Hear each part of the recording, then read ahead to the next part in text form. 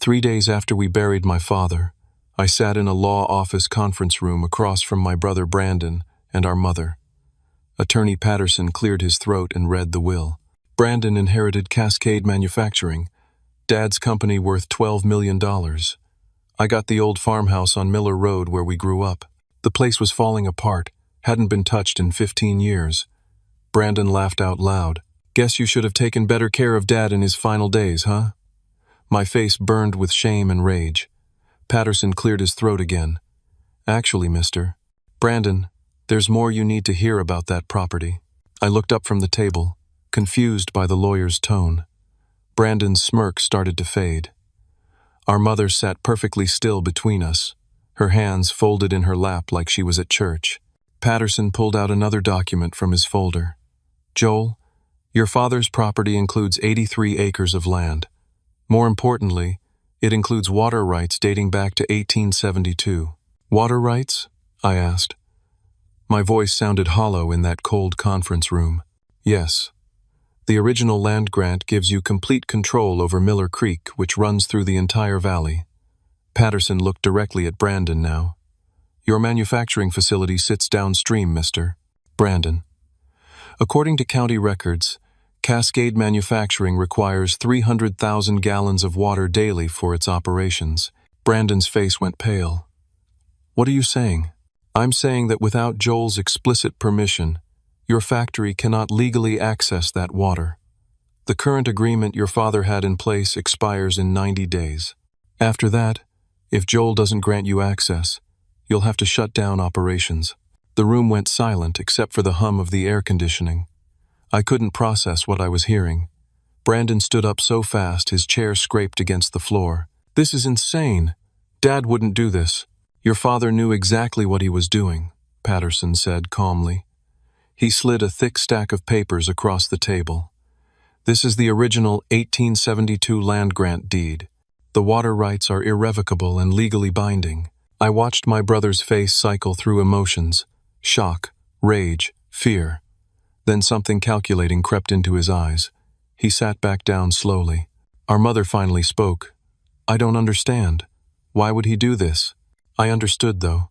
The understanding hit me like a physical blow. For 6 months, I'd been the one taking care of Dad. 6 months of watching pancreatic cancer eat away at the strongest man I'd ever known.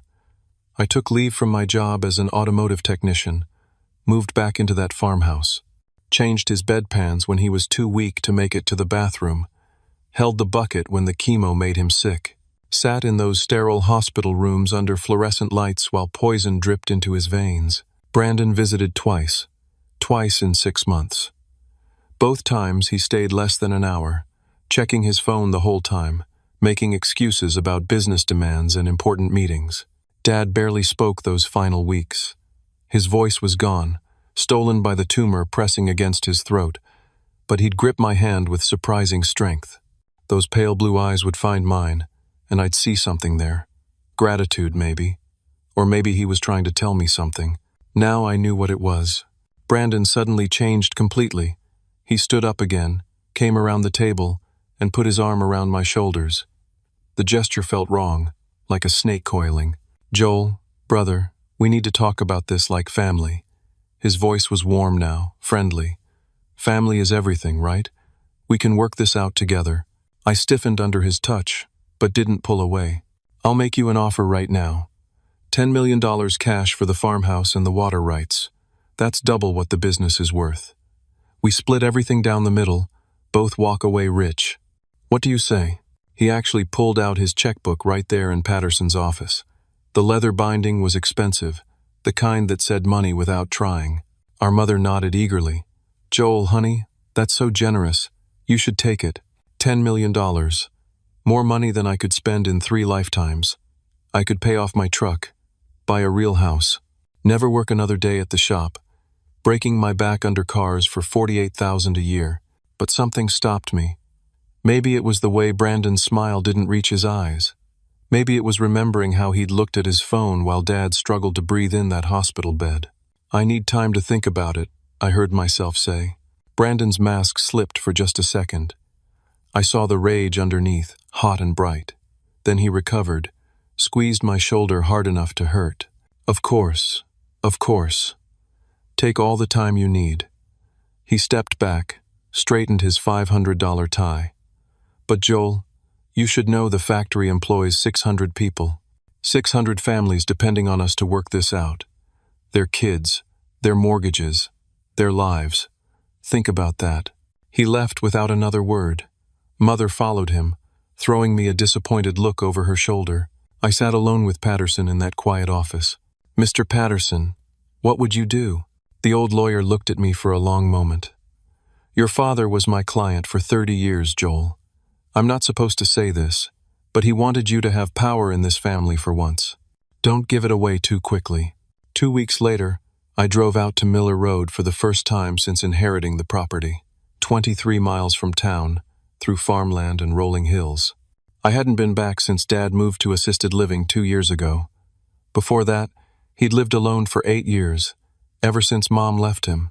She remarried within a year to some accountant named Doug. I never got over it. The farmhouse looked worse than I remembered. The front porch sagged in the middle like a broken back. Shingles were missing from the roof in patches. Up close, I could see cracks in the foundation wide enough to fit my fingers in. Inside was worse. Water damage stained the ceilings brown. The smell of mold hit me like a wall. In the kitchen, part of the ceiling had collapsed, leaving exposed beams and insulation hanging down like guts. Both bathrooms were unusable. The toilets had cracked from freezing. There were dead rats in the walls. I could smell them. My contractor friend Danny came out the next day to give me an estimate. He walked through the whole place, making notes on his clipboard, shaking his head. Joel, man, I'm going to be straight with you. This place needs minimum $200,000 just to be safe to live in. Foundation work alone is $80,000. New roof, $40,000. Electrical is a fire hazard. Needs complete rewiring. Plumbing is shot. That's before we even talk about making it nice. I had $32,000 in my savings account. I made $48,000 a year at the shop. The math didn't work. That night I couldn't sleep. I lay in my apartment, staring at the ceiling, thinking about Dad's plan. He'd given me leverage over Brandon, but also a money pit I couldn't afford to maintain. What was I supposed to do? Then it hit me. I didn't have to sell. I could lease the water rights annually, charge Brandon $300,000 a year, forever, passive income while keeping the property. Maybe use that money to slowly fix up the farmhouse, turn it back into the home it used to be when we were kids. I met with my own attorney the next day. Cost me $3,000 as a retainer, money I put on a credit card. But she confirmed my strategy was legally sound. We started drawing up a leasing agreement. I called Brandon that afternoon to discuss it. He exploded. The screaming was so loud I had to hold the phone away from my ear. You ungrateful piece of trash. After everything I've done for you, after I offered you millions, you're going to bleed me dry, is that it? Squeeze your own brother? What exactly have you done for me, Brandon? My voice was calm. Name one thing. He hung up. 10 minutes later he called back. His voice was different, apologetic, almost gentle. I'm sorry, Joel. I'm sorry. The stress of running the company is overwhelming. I shouldn't have yelled. Can we meet? Talk about this calmly? Dinner tomorrow night, just us? I hesitated. I don't know. Please, we're family. Bring Amanda. Make it a double date. I want to apologize properly. Amanda, my girlfriend of 3 years. She was a nurse at County General, 29 years old, with dark hair and a smile that used to make everything better. We'd talked about marriage, looked at rings together. She'd been there through everything with Dad's death, holding me when I cried, telling me it would be okay. All right, I said. Tomorrow night. I arrived at the restaurant 15 minutes early. It was one of those upscale places downtown where the steaks cost more than a car payment. Not my usual scene. I parked my truck between a Mercedes and a BMW, feeling out of place. Amanda's car was already in the lot. A silver Honda Civic I'd helped her pick out 2 years ago. I'd negotiated the price for her, looked under the hood, made sure she wasn't getting ripped off. Why was she here early? I walked inside. The hostess greeted me with a professional smile. I'm meeting Brandon here, I said. Oh, yes, right this way. She led me through the restaurant. past tables of well-dressed people drinking wine that probably cost $100 a bottle. We turned a corner into a more private section, and there they were, Amanda and Brandon, sitting close together in a curved booth. His hand was on the table, her hand was on top of his. Their fingers were intertwined. They looked up when they saw me. Amanda's face went white. Brandon smiled. "Joel," he said, "you're early." I couldn't move, couldn't breathe. The restaurant noise faded to a distant hum. "What is this?" My voice didn't sound like mine. Amanda started crying immediately. "Joel, I was going to tell you. I swear I was going to tell you." "Tell me what?" But I already knew. My stomach was a cold stone. Brandon stood up. He was taller than me, always had been, bigger. He'd played football in college. I'd been the skinny kid who liked working on cars. "Amanda and I have been together for 6 months, little brother. Started when you were busy playing nurse with the old man. 6 months. Since March. Since I'd moved back to the farmhouse to take care of Dad. She needed a real man," Brandon continued. His voice was casual, like he was discussing the weather, not someone who wipes up other people's mess. Amanda was sobbing now. "I'm sorry. I'm so sorry. But Brandon can give me things you never could, Joel. A real future. Security." She held up her left hand. An engagement ring caught the light. Diamond. Big enough to choke on. My world tilted. Everything I thought was solid turned to sand beneath my feet. The woman I loved. The woman I'd planned a life with. She'd been sleeping with my brother while I was watching our father die.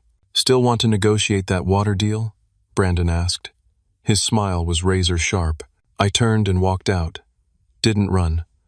Walking felt like moving through concrete, but I made it to the parking lot, made it to my truck. Sat there with my hands on the steering wheel, shaking so hard my teeth chattered. My phone rang. I didn't recognize the number but answered anyway. "Joel, this is Patterson.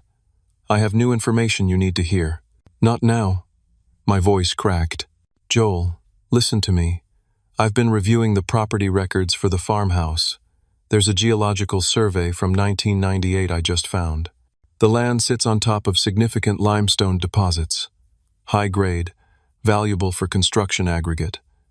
The mining rights alone could be worth $8 to $12 million. I pressed my forehead against the steering wheel. More money, more leverage, more power. But I just lost the only person I thought would stand by me through anything. "Are you there?" Patterson asked. "Yeah," I whispered. "I'm here." I had more leverage than ever, and I'd never felt more alone in my life. 1 month later, I was living in the farmhouse, despite its condition. I couldn't stand my apartment anymore. Every corner reminded me of Amanda, her toothbrush in the bathroom, her clothes in my closet, the Netflix account we shared. All of it felt like poison. So I moved into the least damaged bedroom in the farmhouse, set up a camping cot, sleeping bag, portable heater, used a camping stove to make coffee in the mornings. It was October now, getting cold. The heater barely kept up. I was still working at the auto shop, but I was distracted. Lost 15 pounds because I kept forgetting to eat.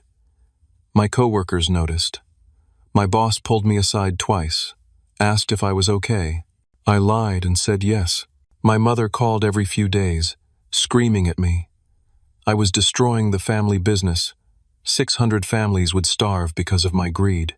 When I tried to explain about Dad's intentions, she'd hang up. She never once asked how I was doing. My younger sister Tracy lived in Seattle. She sided with Brandon, stopped returning my calls. I was completely cut off from my family, but I had the mining rights. I'd been in contact with a company called Bergman Aggregates. They were very interested in the limestone deposits. They offered me $7 million for 20-year mining rights. The operation wouldn't damage the farmhouse location. It would generate ongoing royalties, too. I was drawing up contracts, planning to use the money to repair the house and start fresh. Finally escape from under Brandon's shadow. Then I found out what he'd been doing. Danny called me one afternoon. "Joel, you know the Watson place north of your property? Just got sold." "Yeah?" Company called Mountain Vista LLC bought it. Paid $900,000, way over market value. Something cold crawled up my spine. Who owns Mountain Vista? That's the thing. It's a shell company. Can't find the real owner. Over the next week, I did research. 3 properties surrounding my land had been purchased in the last month. The Chen property to the east for $1.2 million. The Rodriguez land to the west for $800,000. All bought by different LLCs with hidden ownership, but I knew. Brandon had surrounded me. He now controlled every access road except the main county road. Mining trucks would need to cross his land to reach the limestone deposits. He could block them, charge whatever he wanted, make the whole deal impossible. I was starting to understand how good he was at this, how far ahead he thought. While I was grieving and trying to survive, he was playing chess. Then the process server showed up. I got home from work one evening, exhausted and filthy. A man in a suit was waiting by the farmhouse door. "Joel?" He handed me papers. "You've been served." Brandon was suing to overturn the will. The lawsuit claimed Dad had dementia and wasn't mentally competent when he signed. Brandon had 3 doctors ready to testify that Dad was heavily medicated and confused. The suit alleged I'd manipulated a dying man for financial gain. There was a petition for an emergency injunction to freeze all property transactions. The court date was set for 45 days out. My hands shook as I read the papers. This wasn't just about money anymore. Brandon was calling me a manipulator, an abuser, making me out to be the villain. The next day, my attorney called with worse news. "Joel, I've reviewed the depositions. Your mother gave testimony. What did she say?" "She claims you isolated your father from the family during his final months, that you were angry and controlling, that your father was afraid of you." "That's not true. None of that's true." "I know. But it's in the official court record now. Your brother convinced her to commit perjury. My family had completely turned against me. Mother, brother, sister, all of them choosing Brandon's lies over the truth. Then I found out which judge was assigned to the case. Judge Franklin Harrison. I did some research. Judge Harrison's daughter worked at Cascade Manufacturing. She was Brandon's executive assistant, making $95,000 a year. Clear conflict of interest. My attorney filed a motion to recuse the judge. The motion was denied without explanation. She called me that afternoon. Her voice was different. Careful. "Joel, I need to tell you something off the record." "Okay, I think the fix is in. I think your brother got to the judge somehow. Everything about this case feels wrong. The timing, the rulings, the way evidence is being handled." "What are you saying?" "I'm saying we're going to lose. Even with all the evidence on our side, I think we're going to lose this case." I sat on my camping cot in that cold, dark farmhouse, surrounded by peeling wallpaper and the smell of rot. Outside, the October wind howled. Inside, my life was falling apart piece by piece, and I had no idea it was about to get so much worse. 3 weeks before trial, the storms came. Late October in the valley meant rain and wind, sometimes hail.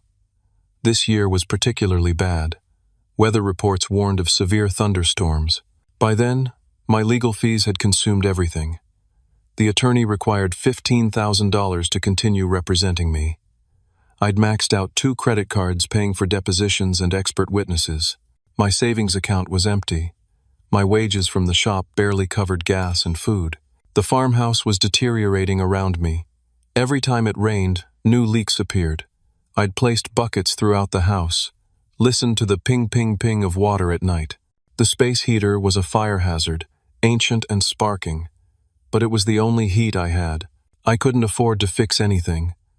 I was trapped in a dying house, fighting a legal battle I couldn't afford, against a brother who seemed to have unlimited resources. The storm hit on a Tuesday night.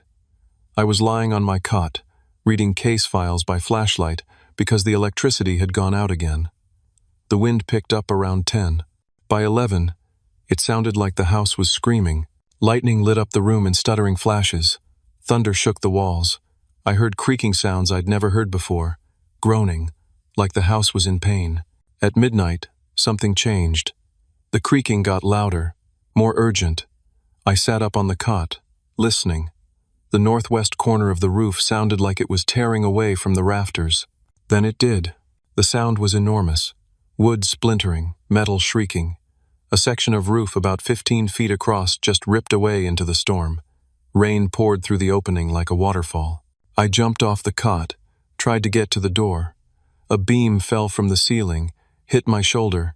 I went down hard, the wind knocked out of me. Pain exploded through my upper body. I tried to move, couldn't get up.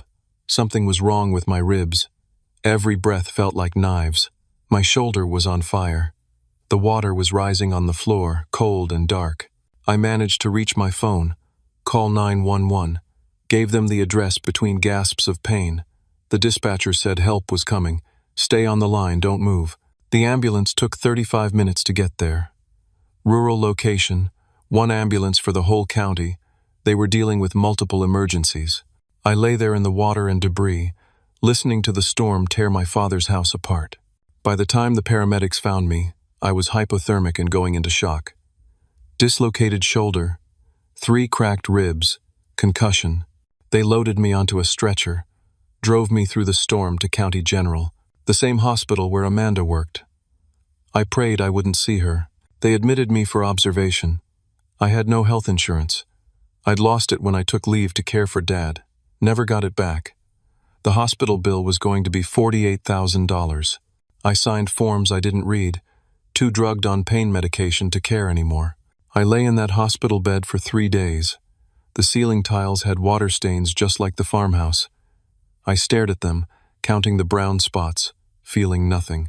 No one visited, no family, no friends. I'd driven everyone away or they'd abandoned me. The only person who came was my attorney, and she brought bad news. Judge Harrison had granted Brandon's emergency injunction. All transactions involving the farmhouse property were now frozen. I couldn't sell, couldn't lease, couldn't develop. The mining deal with Bergman Aggregates was dead. The water rights couldn't be leased to anyone. There's more, she said. Her voice was apologetic. I have to withdraw from your case.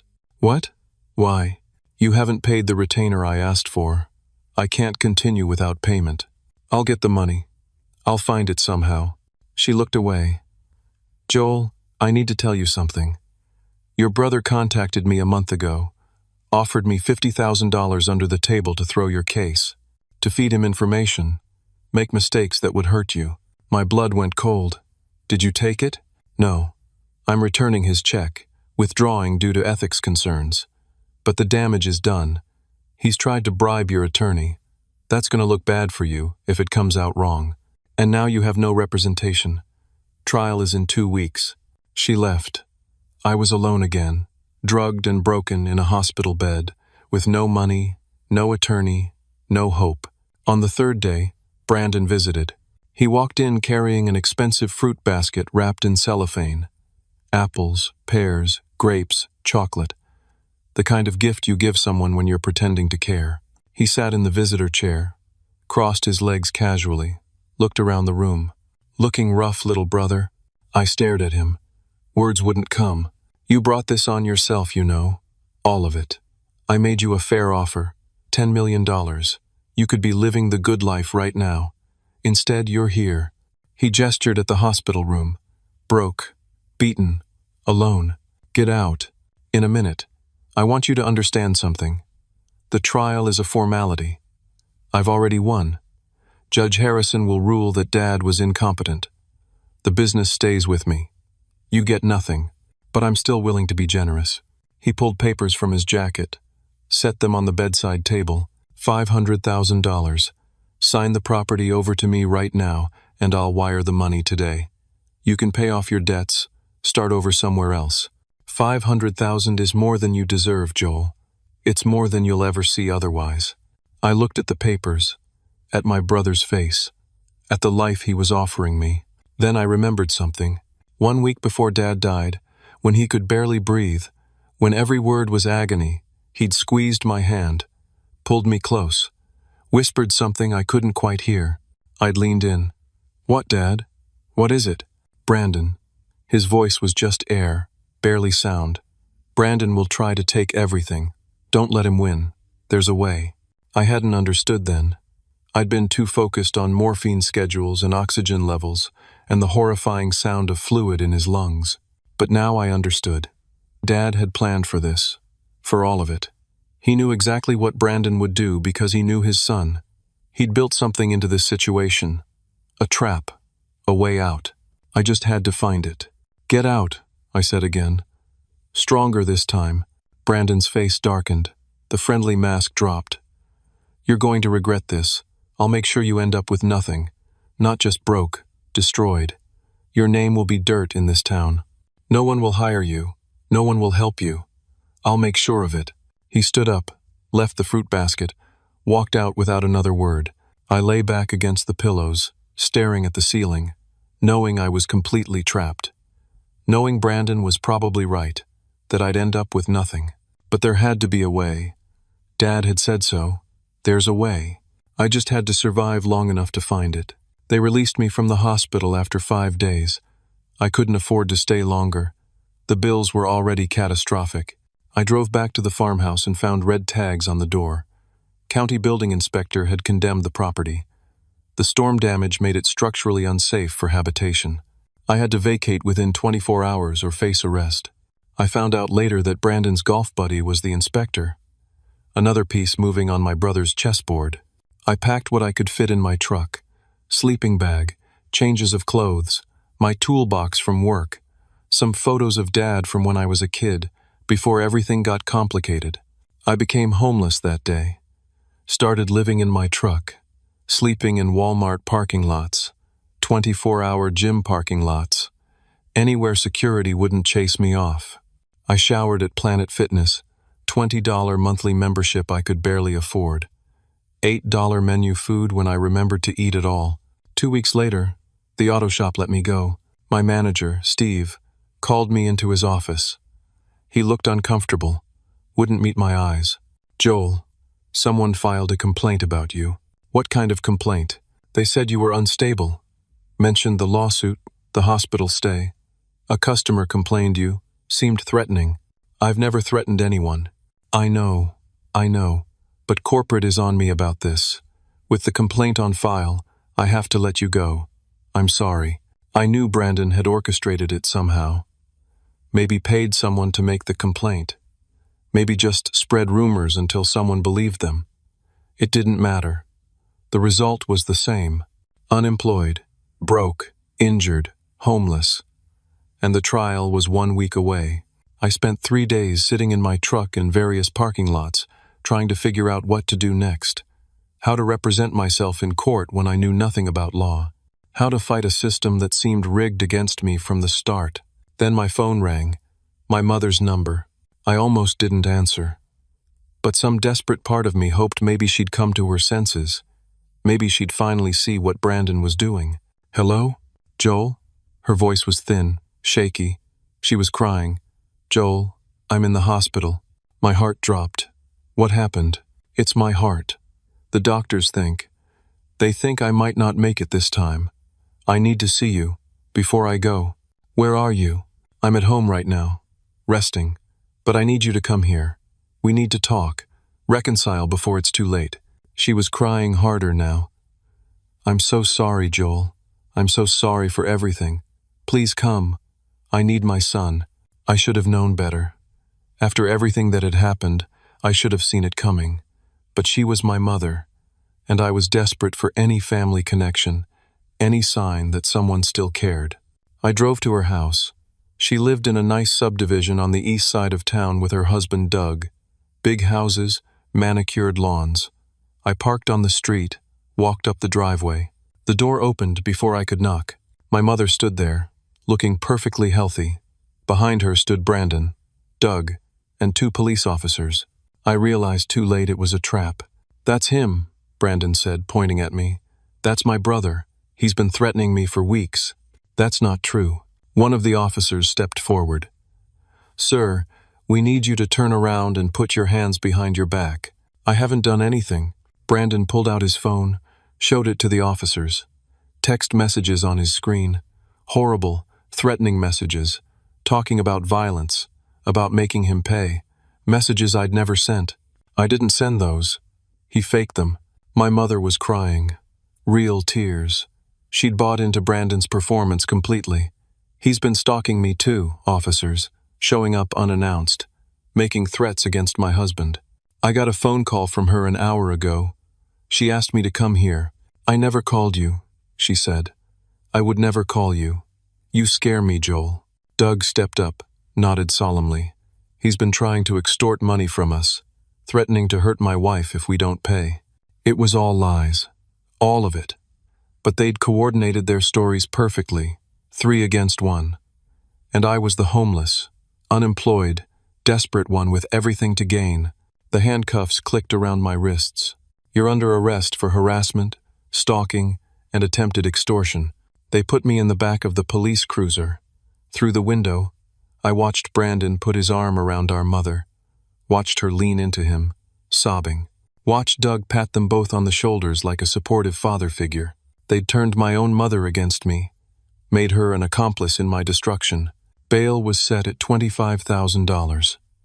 I spent 3 days in county jail before a public defender got me released on my own recognizance, but criminal charges were still pending. 3 felonies that could send me to prison for years. The trial was now only 1 week away. I was at absolute rock bottom. No home, no job, no family, facing criminal charges, about to lose a lawsuit that would take away the only thing I had left. I sat in my truck in an abandoned parking lot off Highway 27. Rain pattered against the windshield. November now, getting colder. My breath fogged the windows. I thought about just driving, heading west, leaving everything behind, starting over somewhere with a new name, letting Brandon win. Then I thought about Dad's hand squeezing mine, his whisper, "There's a way." I started the engine, drove aimlessly through town. At 2 in the morning, I ended up at a 24-hour diner on the edge of the industrial district. Spent my last $8 on coffee and eggs. Sat in a corner booth, staring at nothing. An old man at the counter noticed me, kept glancing over. Finally, he stood up, walked to my booth. "You're Joel, right? Frank's boy?" I looked up. He was in his 70s, white hair, deep lines in his face. I didn't recognize him. "Frank was my dad, yeah. I'm Frank Morrison. Your dad and I were best friends for 40 years. I was his attorney before I retired." I barely responded. Another connection to a life that felt like it had happened to someone else. He sat down across from me without asking. "Your father talked about you boys all the time. I watched Brandon grow up, watched him get meaner every year, watched your dad's heart break over it. Why are you telling me this?" "Because your father told me, if things ever got bad with Brandon, I should find you. He said there might come a time when you'd need help, a time when Brandon would try to take everything." Frank leaned forward. "Looks like things got bad." I met his eyes, saw something there. Knowledge, intent. "What did my dad tell you?" "Plenty. But first, you need to eat that breakfast. Then we need to talk somewhere private. Because what I have to tell you changes everything." We left the diner at 4 in the morning. Frank Morrison drove a beige sedan that was older than me. He took us to his house on the south side of town, small ranch style, well-maintained. Inside was cluttered with books and papers, the home of someone who'd lived alone for a long time. He made more coffee while I sat at his kitchen table, shaking from exhaustion and cold and the last gasps of hope. "Your father and I met in '73, Frank said, pouring coffee into mismatched mugs. "We were both young, ambitious. I helped him build Cascade Manufacturing from nothing. Was the best man at his first wedding to your mother." "I didn't know that. We had coffee every Tuesday morning for decades. Same diner you found me at tonight. Your father talked about you boys constantly, bragged about you when you were kids.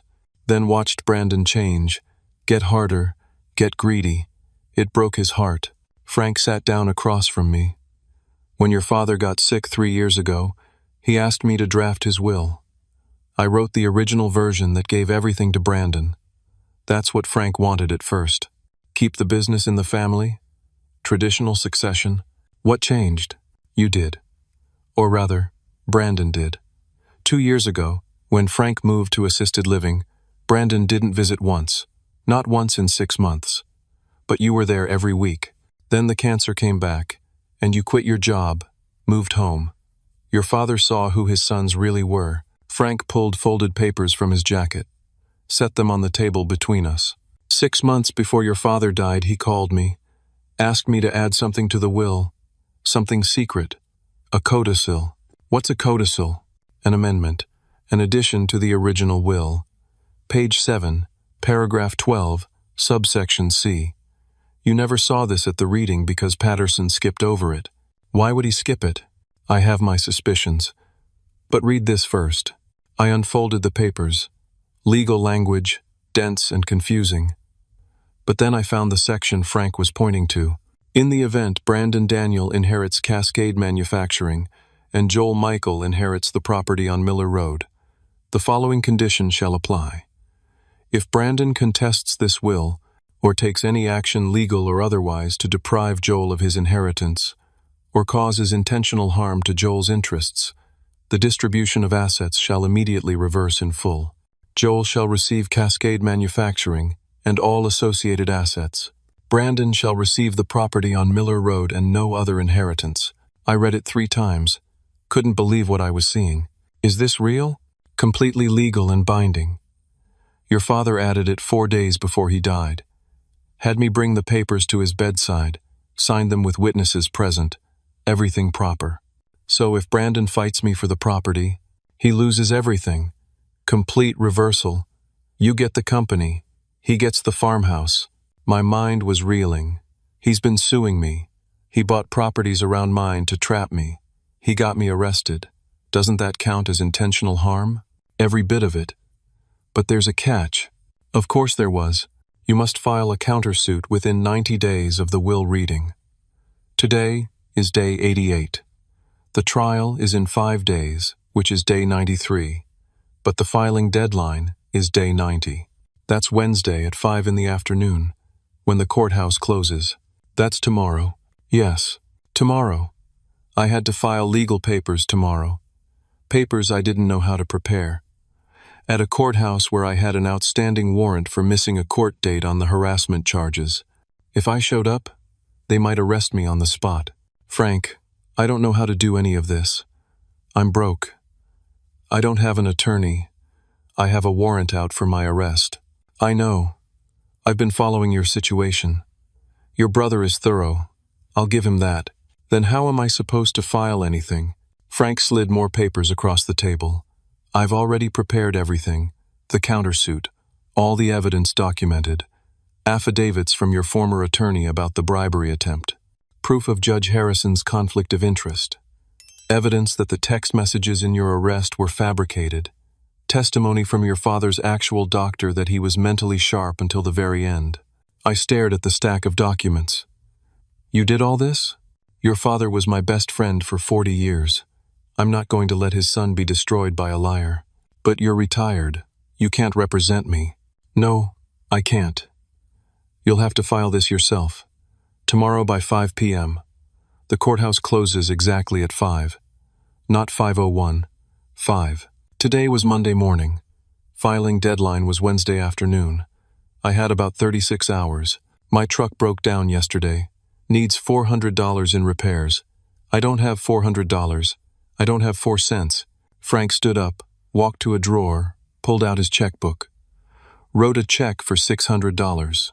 This is my Social Security money for the month. Use it. Fix your truck. File those papers. And Joel? He looked at me with eyes that had seen a lot of years. Your father believed in you. That's why he set this all up. Don't let him down. I took the check with shaking hands. For the first time in months, I felt something other than despair. Hope. We spent the next 6 hours going over everything. Frank showed me exactly what to do, which forms to file, what order to present them. He couldn't come with me, couldn't represent me officially, but he could coach me.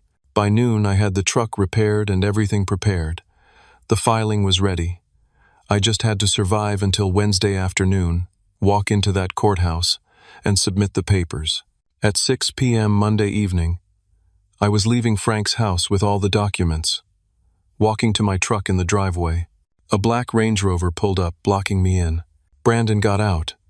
2 men I didn't recognize got out with him. Large men, the kind you hire when you need muscle. Hey there, little brother. Brandon's voice was casual, friendly. Funny seeing you here. Been having Frank followed for a few weeks now.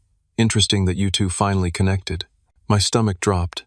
He'd been watching us, listening. You can't stop me from filing, Brandon. Can't I? He smiled, gestured to the two men. These gentlemen are going to make sure you don't make it to the courthouse Wednesday. Nothing personal, just business. The men started walking toward me. I looked back at Frank's house. The old man was standing in the doorway, face pale. "Run, Joel," Frank shouted. I threw my coffee at one man's face, scrambled into my truck. The engine turned over. I backed out fast, nearly hit the Range Rover, pulled forward and drove. In my mirror, I saw one of the men grab Frank. Saw Brandon hit the old man, knock him to the ground. Guilt tore through me, but I kept driving, because Frank was right. I had to file those papers. It was the only way to stop Brandon, the only way to honor what Dad had planned. I drove through the night, paranoid, watching for the Range Rover. Stopped at a 24-hour copy shop at 3 a.m., made copies of everything, just in case. Locked the originals in a storage locker I rented for $20. Tuesday morning, 6 a.m., 35 hours until deadline. I drove toward the courthouse to scout it out. The truck started running rough. Temperature gauge climbing. Smoke coming from under the hood. Brandon's men must have sabotaged it at Frank's house. Cut a coolant line or loosened something. The truck was dying. I made it to downtown before the engine seized. Parked in the courthouse lot. The building didn't open until 8:30. The doors were still locked. At 7, the Range Rover found me. Brandon and his men got out slowly, taking their time. I was trapped. I grabbed the documents, ran to the courthouse steps. They followed. A small crowd of early morning people watched. Someone heading to work, a jogger, an old woman walking her dog. Brandon caught up to me at the courthouse doors. "You're going to tear up those papers right now," he said. I clutched them to my chest. No. He pulled out his checkbook one more time. The same leather-bound checkbook he'd used at the first lawyer meeting. How many times had he tried to buy me? $1 million, Joel. Final offer. Walk away right now, and you get 1 million cash, or I will destroy you.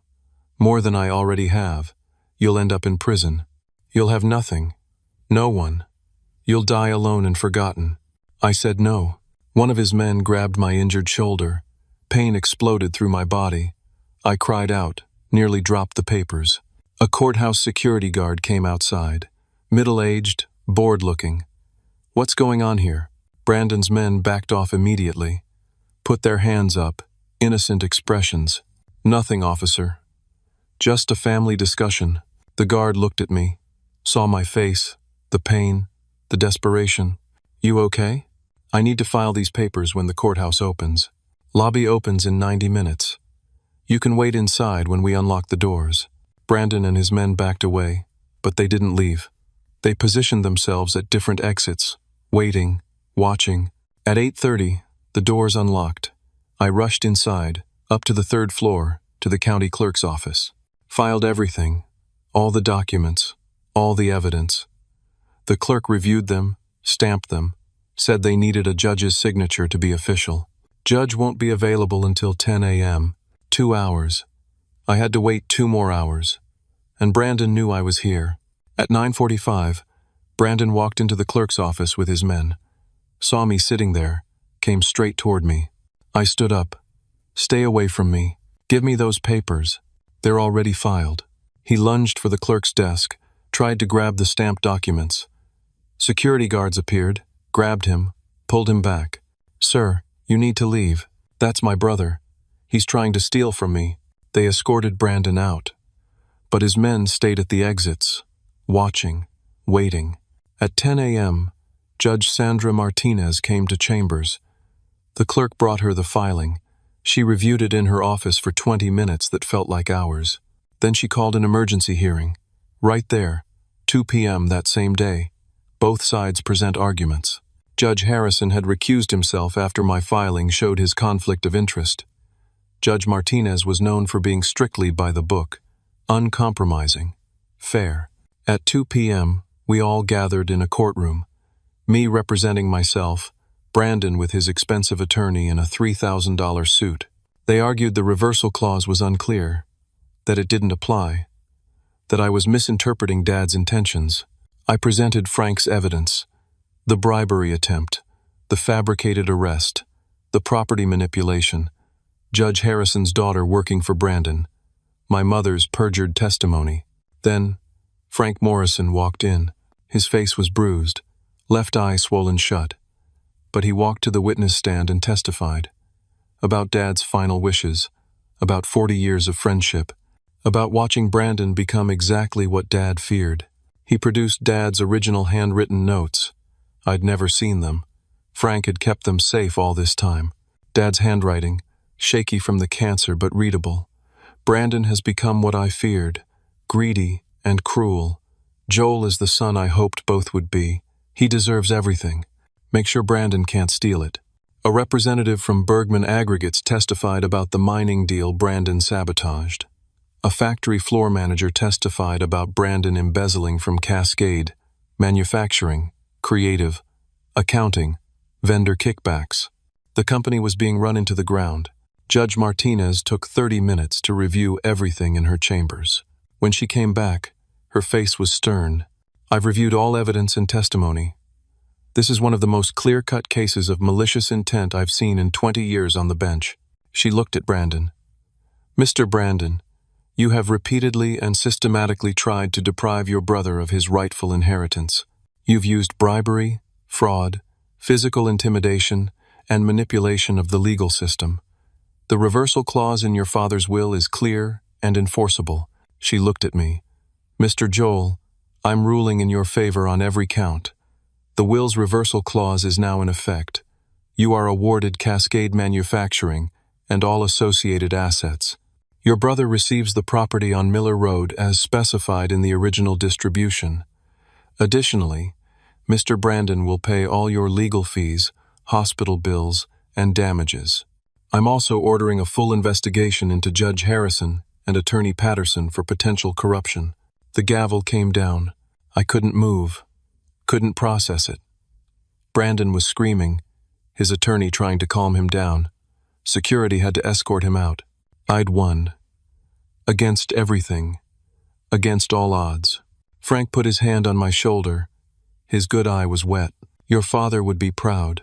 2 months after the trial, I stood on the front porch of the farmhouse, looking out over 83 acres of land my father had loved. The November wind was cold, but the sun was shining. The house looked different now. I'd sold Cascade Manufacturing to a competitor for $19 million, used $2 million to completely restore the farmhouse. New foundation, new roof, all new electrical and plumbing. The exterior was painted white like it had been when I was a kid. The porch didn't sag anymore. Inside, hardwood floors gleamed. The kitchen where Mom used to make Sunday breakfast was bright and clean. My old bedroom upstairs had new windows that let in morning light. I'd kept some of the money from the sale, invested it wisely, paid off every debt, the hospital bills, the credit cards, even paid back Frank's $600, though he tried to refuse it. Bergman Aggregates still wanted the mining rights. I sold them for $8 million, with a stipulation that they couldn't damage the farmhouse area. They'd start operations in the spring. Ongoing royalties would come for 20 years. I donated $3 million to pancreatic cancer research in Dad's name, set up a foundation to help families dealing with terminal illness, respite care, financial assistance, the things I wished I'd had when Dad was dying. The legal system worked slowly, but it worked. Judge Harrison was forced to retire after an ethics investigation. Attorney Patterson lost his license. Brandon's criminal charges for assault on Frank and attempted bribery were still pending. My sister Tracy reached out a month after the trial. She'd heard everything that happened, finally saw through Brandon's lies. She apologized for not believing me, for abandoning me when I needed family most. We talked on the phone for 3 hours, cried together, made plans for her to visit at Christmas. I told her she was always welcome in the farmhouse. That family wasn't about who hurt you. It was about who stood by you after you'd been hurt. My mother never apologized. She stayed loyal to Brandon, even after everything came out. even after the judge's ruling. She sent me one email saying I'd destroyed the family, that I should be ashamed of myself. I didn't respond. Some relationships can't be repaired. Some bridges burn completely. I'd made peace with that. She'd chosen her path. I'd chosen mine. Amanda tried to contact me after Brandon lost everything. Left her with nothing but broken promises and an engagement ring bought on credit he couldn't pay off. She sent texts, emails, showed up at the farmhouse once. I didn't answer, didn't open the door. She'd made her choice when it mattered.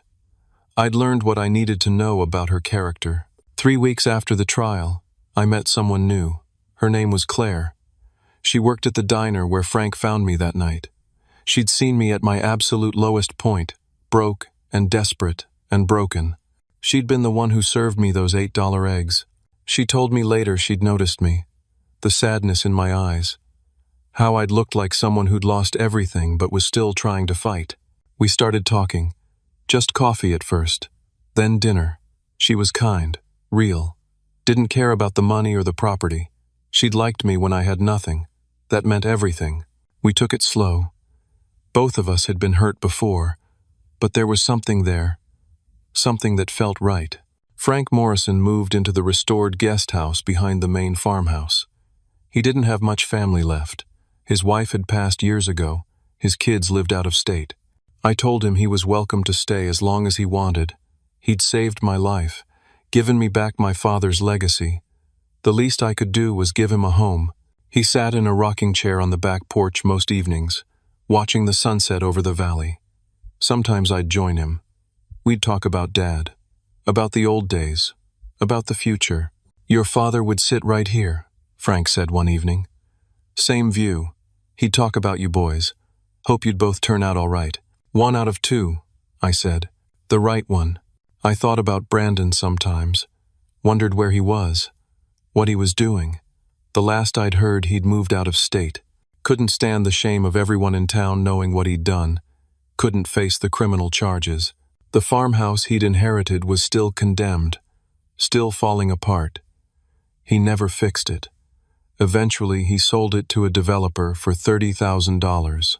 Everything Dad had built with his own hands, sold for the price of a used car.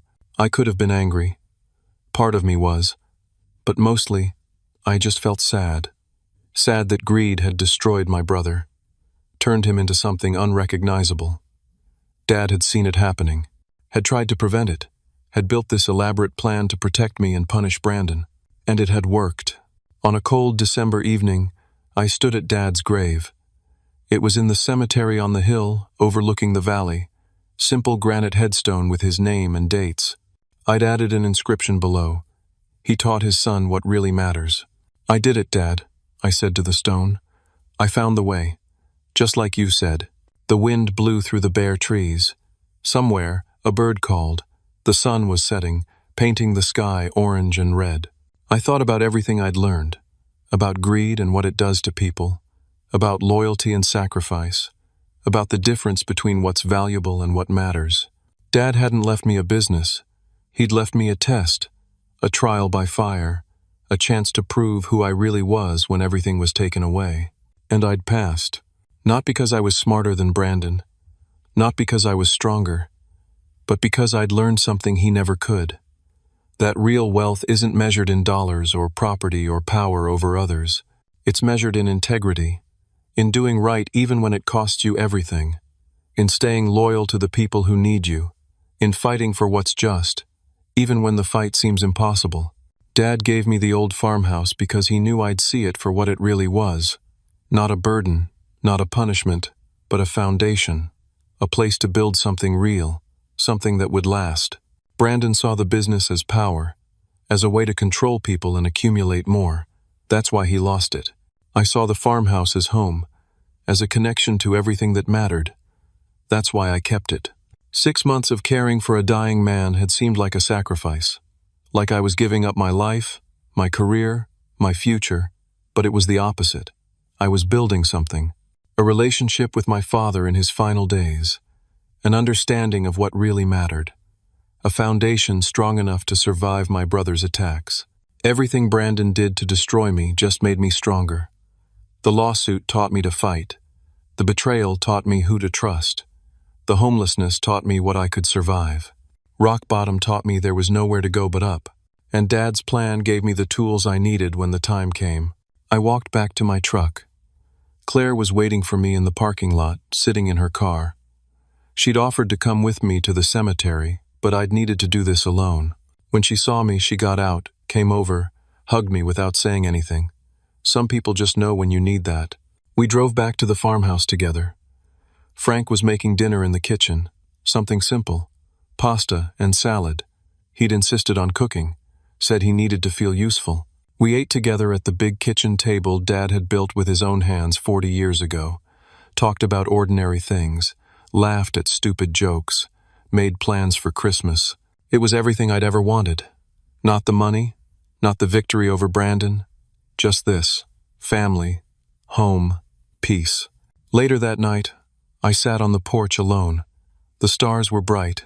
The air was cold and clean. I could hear Miller Creek running through the valley below, the same water that had given me leverage over Brandon, the same water that had saved me. I thought about making a call, reaching out to Brandon, offering reconciliation. Part of me wanted to.